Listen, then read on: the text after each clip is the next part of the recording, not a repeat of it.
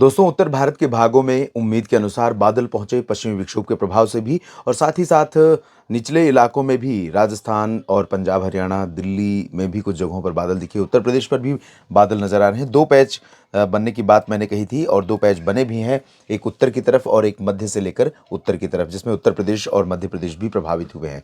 यहाँ पर भी बादल पहुंचे और आपको बता दें कि आज उत्तर भारत के कुछ शहरों में शीतलहर का प्रकोप दिखाई दिया, जहां सीकर में 2.8 डिग्री सेल्सियस तापमान रिकॉर्ड किया गया राजस्थान में और हिसार में 3.8 रहा हरियाणा के पश्चिमी भागों में।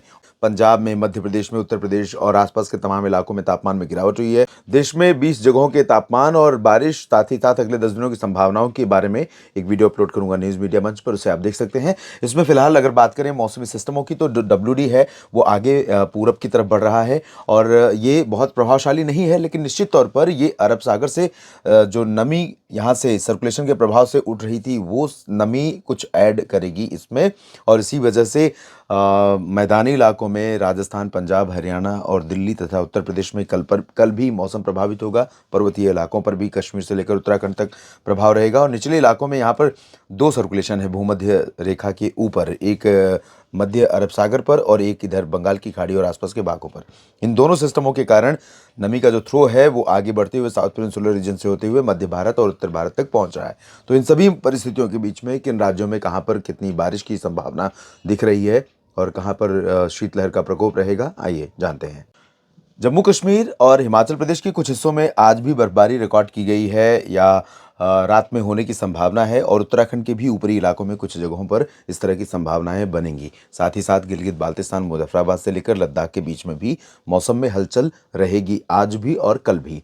तो यहाँ पर जो बर्फबारी हो रही है उसके चलते अभी मिनिमम टेम्परेचर थोड़े से बढ़े हैं, क्योंकि जब भी क्लाउड कवर हो जाता है, यानी कि बादल जब आसमान को ढक लेते हैं, तब न्यूनतम तापमान किसी भी रीजन में ऊपर जाता है और जैसे ही बर्फबारी का मौसम खत्म होगा, लेकिन उस दौरान दिन का तापमान गिरता है, क्योंकि दिन में जब आसमान ढका रहेगा धूप का असर कम पहुंचेगा, जाहिर है कि जो बर्फ गिरी है उसकी ठंडक का असर रहेगा, तो तापमान तो गिरेगा ही गिरेगा। यानी दिन में टेम्परेचर ज़्यादा ऊपर नहीं जा पाएगा, तो दिन में भी कड़ाके की ठंड बनी रहेगी और ये स्थिति यहाँ पर है।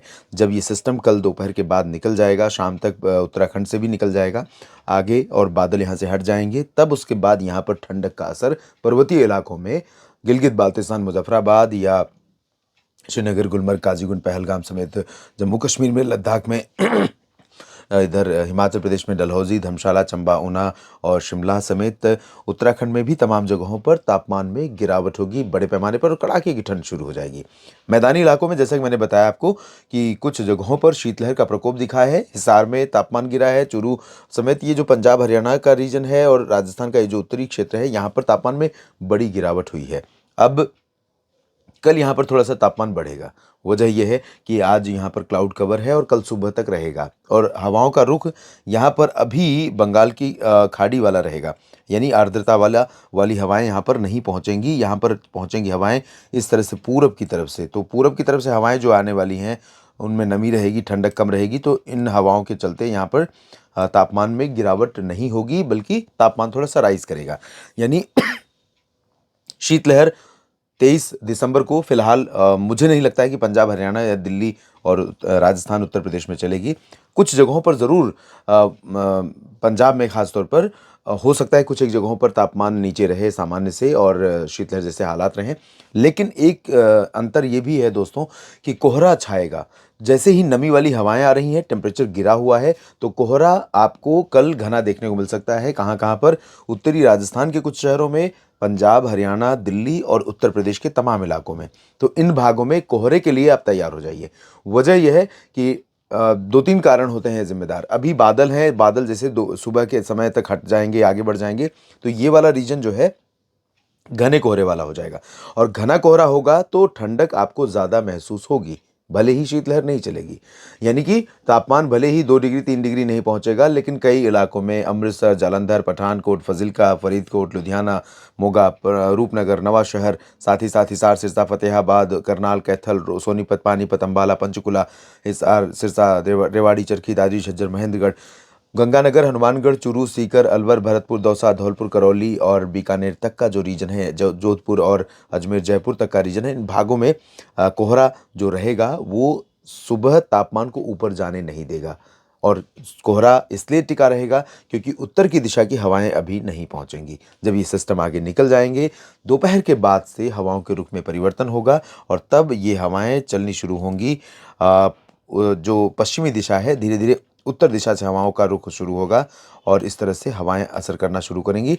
तब फिर से तापमान में दिन में भी गिरावट होनी शुरू होगी और कड़ाके की ठंड शुरू हो जाएगी। तो अभी जो सिस्टम निकल रहा है, इसके चलते या इसके प्रभाव से कड़ाके की ठंड का दौर शुरू हो रहा है। तैयार रहिए, कोहरे का भी दौर शुरू हो रहा है और मैदानी इलाकों में, पंजाब के ऊपरी पश्चिमी इलाकों में, ऊपरी पूर्वी इलाकों में और हरियाणा के कुछ ऊपरी क्षेत्रों में, दिल्ली और पश्चिमी उत्तर प्रदेश के ऊपरी इलाकों में कुछ एक जगहें ऐसी हो सकती हैं दोस्तों जहां पर बारिश की संभावनाएं बन सकती हैं। बारिश की संभावनाएं सुबह तक रहेंगी, सब बन नहीं सकती, मैं कहूँगा बनी हुई हैं और ये बनी रहेंगी। कहाँ तक? ये रीजन, ये वाला जो पंजाब हरियाणा का रीजन है और दिल्ली समेत उत्तर प्रदेश का रीजन है, यहाँ पर रहेंगी संभावनाएं, क्योंकि हरियाणा में भी यहाँ पर संभावना रहेगी। तो ये जो रीजन है, यहाँ पर थोड़ी बहुत वर्षा आपको देखने को मिल सकती है अर्ली मॉर्निंग टू 10-11 बजे के बीच में। और अगर ऐसा हुआ तो यहाँ पर और मौसम फील देगा सर्दी वाला, जिसका इंतज़ार आप सभी कर रहे थे या जो अभी मिसिंग है इस साल के सीज़न से, क्योंकि दिसंबर अब बीत रहा है और अभी इस तरह की कड़ाके की ठंड नहीं पड़ी हुई है। तो फिलहाल ये स्थिति रहेगी उत्तर भारत के मैदानी इलाकों में और इसके बाद आगे बढ़े उत्तर प्रदेश में। तो उत्तर प्रदेश के जो पूर्वी रीजन है, यहाँ पर भी अभी पूर्वी हवाएं चल रही हैं। कोहरा यहाँ पर बढ़ सकता है, टेम्परेचर गिर ही रहा है लेकिन कोहरा यहाँ पर थोड़ा सा बढ़ सकता है और जैसे ही हवाओं का रुख चेंज होगा, यहाँ पर कोहरा साफ हो जाएगा। लेकिन अभी आपको अगले 24 घंटों के दौरान अयोध्या, प्रयागराज, कानपुर, लखनऊ और बहराइच समेत ये बरेली, इन भागों में कुछ स्थानों पर सुबह के समय बादल भी दिखाई देंगे, पश्चिम से लेकर के पूर्व तक, मध्य तक के क्षेत्रों में। और दोपहर सुबह के समय कोहरा भी रहेगा। तो काफ़ी बदला हुआ मौसम पिछले 2-3 दिनों के मुकाबले या हफ्ते 10 दिन से जिस तरह का मौसम साफ और शुष्क दिखाई दे रहा था, धूप दिख रही थी, उससे बिल्कुल अलग मौसम दिखाई देगा। और इधर बिहार, झारखंड, पश्चिम बंगाल में भी शुष्क मौसम रहेगा। दरभंगा, पटना, गया, भागलपुर, किशनगंज, अररिया, पूर्णिया, चंपारण और बक्सर, कैमूर, नेवादा, गोपालगंज समेत सिवान में भी ड्राई वेदर रहेगा। दुमका, देवघर, रांची, जमशेदपुर, डाल्टनगंज समेत सभी जगहों पर झारखंड में भी शुष्क मौसम रहेगा और पश्चिम बंगाल में भी शुष्क मौसम रहेगा, नीचे से लेकर ऊपर तक। और सिलीगुड़ी, जलपाईगुड़ी, दार्जिलिंग में भी बारिश की उम्मीदें नहीं है, बर्फ भी नहीं पड़ेगी।